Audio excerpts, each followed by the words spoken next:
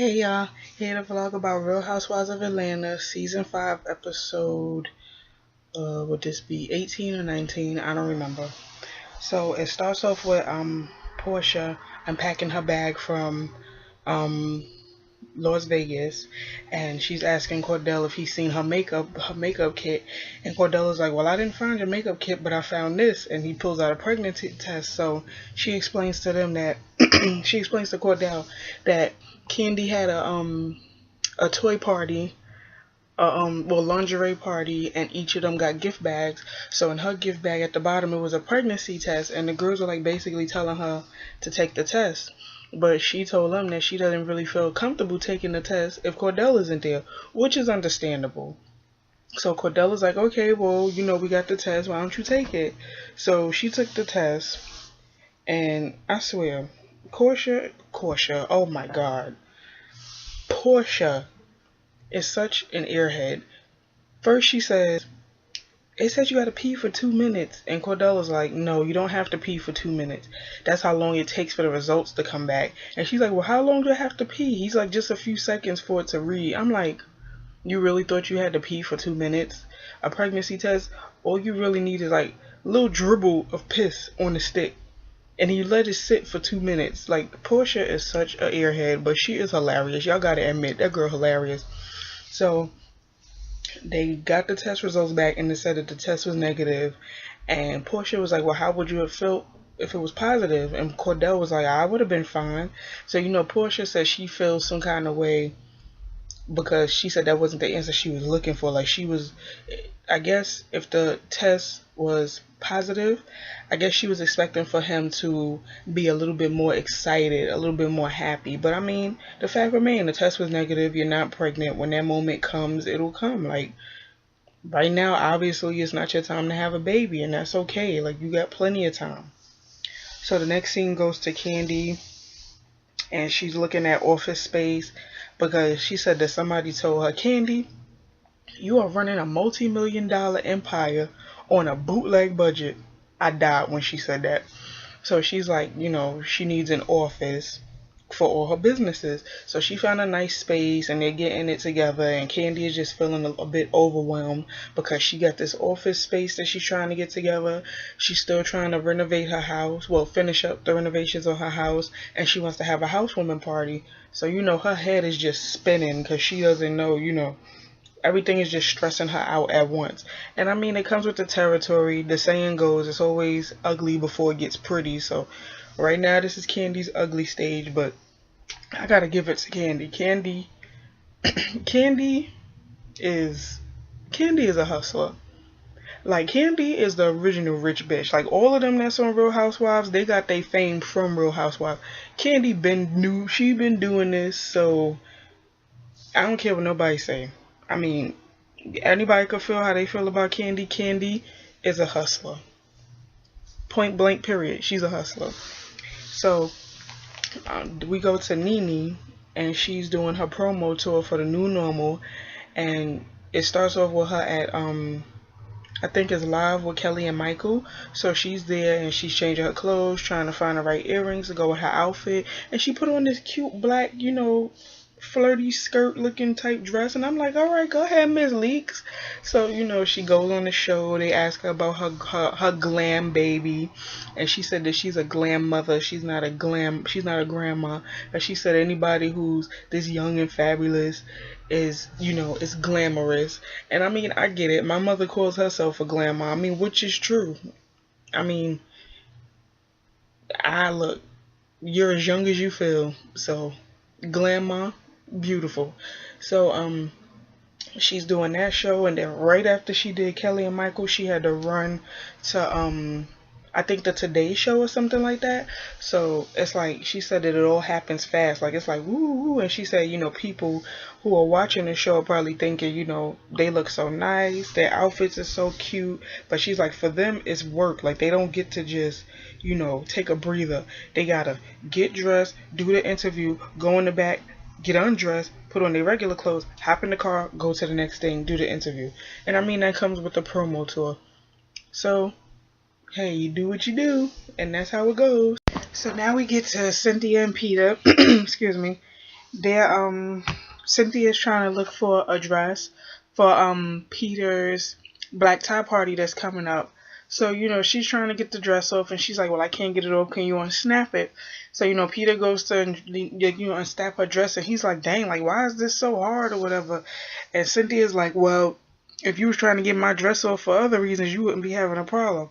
Peter was like, well, I wouldn't be having this problem. I just tell you to hike the shit up. I died when he said that. The one thing I'm liking about Peter and Cynthia this season is that Peter is not, Peter to me was like Cordell in season 3. He was like a Cordell. He wasn't so much as controlling Cynthia, but I felt like he was using Cynthia. And it's like now him and Cynthia are real lax. They real cool. They're like hip. They're like a hip, cool couple. And I think that's that's good. So while she's looking for something to wear, Cynthia brought up the fact that he may have invited Walter to his black tie party, and Peter's like, well, me and Walter vibed in Anguilla, that's why we're cool. I know Kenya has her problems with him, but Walter's my guy, and hopefully she won't feel no type of way. So Cynthia was like, well, you should have seen her in LA. Every time somebody made mention of Walter, she caught an attitude. And Peter was like, basically like, that's juvenile. I agree. It really is juvenile. It really is. Because it's like, why you still hung up on this dude? He didn't want to be with you. Like, just let it go. Leave it alone. Move on. So Cynthia's like, well, I'm gonna put Kenya in a room full of men, and if she don't catch the hint, then I don't know what then I don't know what else gives. So I'm like, true, and I think that's what she needs. Like, Kenya just needs to just move on. The way to get over an ex is to get under an ex. Just move on, let it go. He ain't thinking about you, so why you even care about him? He's living his life. Look at what you doing. You're not living your life. Let it go. So the next scene goes to Portia and Cordell is trying on a suit. And when he's finished or whatever, they sit down and they're talking. So Portia is telling Cordell about how she didn't want to go to the strip club in Vegas, and the girls really wanted her to go.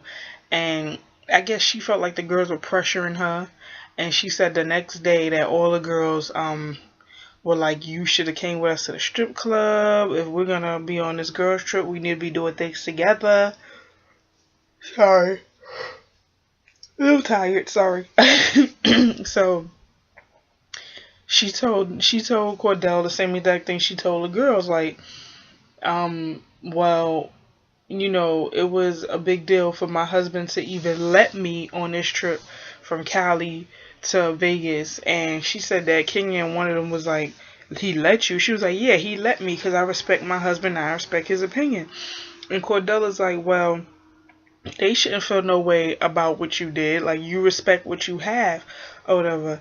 And she was like, well, Nene felt like you were controlling me. And he said, I don't control you. I'm in control. I don't control you. So as soon as he said that, I saw it in Portia's face. Like, she felt like, I think she kind of felt like Nene was right.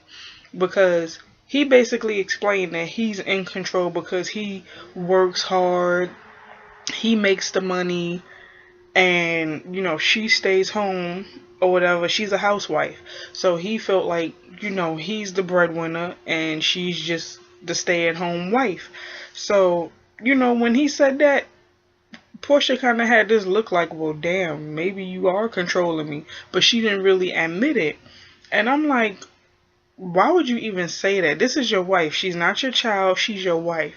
If anything, I mean, I understand, Cordell may be traditional, but it's 2013.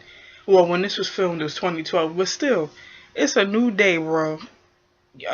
Women are like, women are independent. And I mean, in a marriage, you're supposed to be a team. It's not supposed to be, well, I'm in control and this is what you have to do. See, that's what I'm getting from Cordell. I'm not getting team. I'm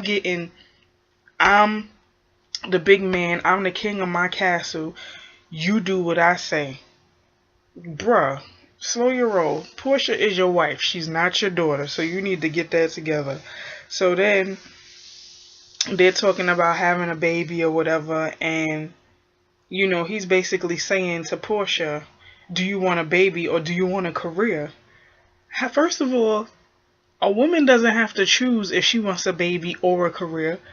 A woman can have both. It might take a little bit more time because the first year or so after you have the baby, most women want to stay home and be stay-at-home moms with their kids. Like, me, for example, I'm not married, but I chose to be a stay-at-home mom because he's my firstborn and I don't want to miss none of these moments with him. And I want to bond with him as much as I can. After he's a year old, I'm going to go back to work. I'm going to go back to school. That's my plan.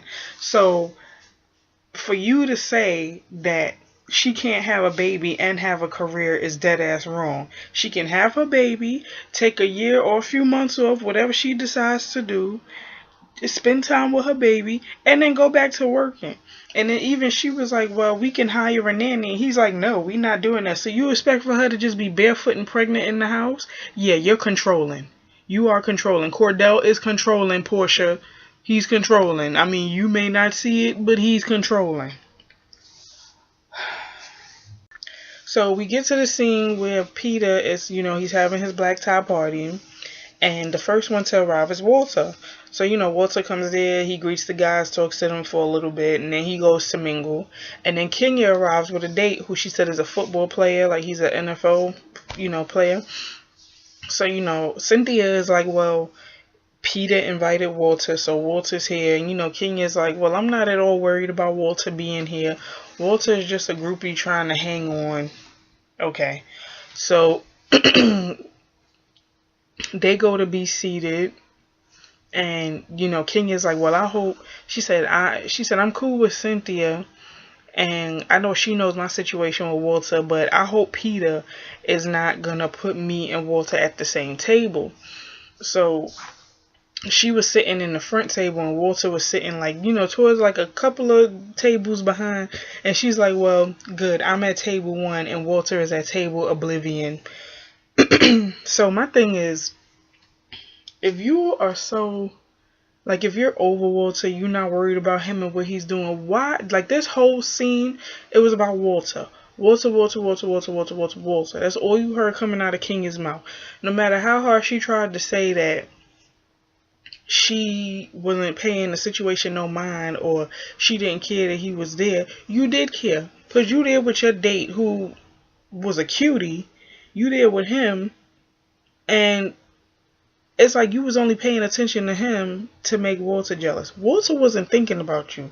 Walter was doing his thing. He was mingling. He was minding his business. Just leave it be. Like, let it go. So, of course, at every event everybody else has, Kenya gotta put her, she gotta plug in her business, in her like events or whatever. So she tells the girls that she's having a costume party dedicated to iconic women in film. So she said that she wanted Candy to be Tina Turner, Cynthia to be Diana Ross, and then when it came to Portia, she gonna tell Portia to be Halle Berry and Babs. Babs was not an iconic film, you dumb broad. And that was like the most ghetto role Halle Berry played. Like, she could have said Halle Berry and, well, Portia said Dorothy Dandridge. But somebody said on Twitter, why would Portia want to play Halle Berry and Dorothy Dandridge, but she could just play Dorothy Dandridge herself, which I agree. But I guess Portia felt like, if I'm gonna be Halle Berry, why couldn't I be her in one of her better roles as opposed to Babs? And I'm like, true, so she's talking about that. So later on, the guys meet up and they're speaking to they're speaking to Walter about Kenya. And Walter is like, they're like, well, how do you feel about her being here? Well, he's like, I don't care. Like, we not together anymore. I done moved on. And he's like, she's like too old for me anyway. He's like, he said something like, I like my women, like I like my rims, 22s, 24s, and 26s. I was like, oh shit. So basically, he was just saying, like, you know, he was basically like, you know, throwing low blows with Kenya, because he also said that, I guess when they asked him, how do you feel that she's on a date with Jamal? And he was like, I really don't care. Like, you know, obviously something is wrong with her if her relationships can't stay you know together. She was engaged 6 times. Jamal is just gonna be lucky number 7. I said, well, damn, Walter, like you just that he was just throwing left and right, just throwing balls. So the last part of the scene is Phaedra and Kenya burying the hatchet. They apologize to each other about the whole donkey booty, stallion booty thing, just for the moment. And, you know, Kenya told Phaedra about her party, her costume party that she's having. So she told Phaedra that she wanted Phaedra to come as Eartha Kitt. So they agreed. You know, Kenya's like, she's being a bigger person, which is good, but I think this is only for the moment. She's being a bigger person about the situation and willing to bury the hatchet with Phaedra. So as she's leaving, she's like, she's like, she has to leave. She has a hard day. So as she's leaving, she walks past Walter and she's like, well, I don't even see the problem because, you know, Walter is no longer my problem and the problem doesn't exist. And I'm like, but you're still talking about him. Like, this whole scene was about Walter. Like, let it go. Kenya annoyed me this episode. She really did. And this was one of the scenes where she annoyed the hell out of me the most. Oh my goodness. So now we're with Nene, and Nene is you know, she's still doing her promo and everything for the new normal and everything that she got going on. And Nene is basically like, well, I never feel starstruck. I'm the biggest star, so I'm never starstruck. Okay, Nene, I love you. Congratulations to you and all your success, but boo boo, come down a few notches. Like, you're not that big of a star yet. You're like, but you're not that big of a star yet. Win you some awards first, and then you can call yourself a big star. But anyway, I love you, Nene. I appreciate you. So the next scene is Kenya and Cynthia. They're shopping for their costumes, getting an early head start. And they're looking for dresses and whatnot. So they're talking about the party, the black tie party that they had. And Cynthia brings up Walter. So she's basically like telling Kenya, no matter where you go, you have to deal with seeing Walter because, you know, Atlanta, I think she said something like, you've been living in LA all this time, but Atlanta is very small, so you're going to see people, like you're going to see Walter at every event that you have because Atlanta is so small, and I'm pretty sure he's well known in Atlanta. So Kenya was basically, you know, talking about how when they were in Anguilla and she was like, you know, butt naked in the shower and he didn't want to have sex with her. She basically felt like he must be gay, which is what we've all been saying. But she's basically making this, like, you know, she's basically saying that he must be gay for the simple fact that she was in the bathroom.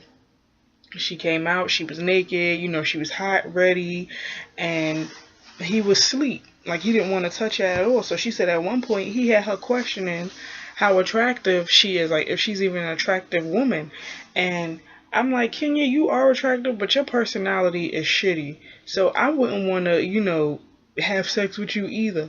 But at the same time, if Walter is supposed to be her boyfriend, then, you know, he would, especially if they on a pretty island like Anguilla. Even Cynthia said the same thing. She said, if I was in Anguilla and if you even just came out in your pajamas, I would want to hit that. So, you know, Kenya was just making all these gay innuendos about Walter, and, you know, everybody already kind of suspected that. Like, it's so many, like, you know, it's so many opinions on Kenya and Walter's relationship. Like, a lot of people were saying that she paid him to play her boyfriend on the show. I think even Walter said it himself, and a lot of people were saying Walter is gay. I believe both, because ain't no way in hell everybody else on there is in a relationship and you and Walter is in this relationship, fake relationship, and he don't even want to be he don't want to be around you. It seemed like he was just hanging around just to hang around. And I was even reading Walter's tweets, and he was saying something like he was just helping out a friend. They weren't really together. He was just helping out a friend. And I'm like, see, that shit fake as fuck. So the last part we get to is Candy having her housewarming party, and Candy is giving everybody a tour of the house. First of all, let me say, Candy's house is bomb. First of all, this chick got 2 houses. 2 houses. She's having a party in the other house and giving people a tour of the main house. You go, bitch. You go, Candy. You better work. So she took them on a tour of the kitchen, dining room, which is big as hell. She showed them Riley's room. Riley's room looks so funky. Like, her room is so nice. For a child, that's a nice ass room. Then she showed them her room, and her room was nice and big. Like, Candy's house is just crazy. Her house is nice though.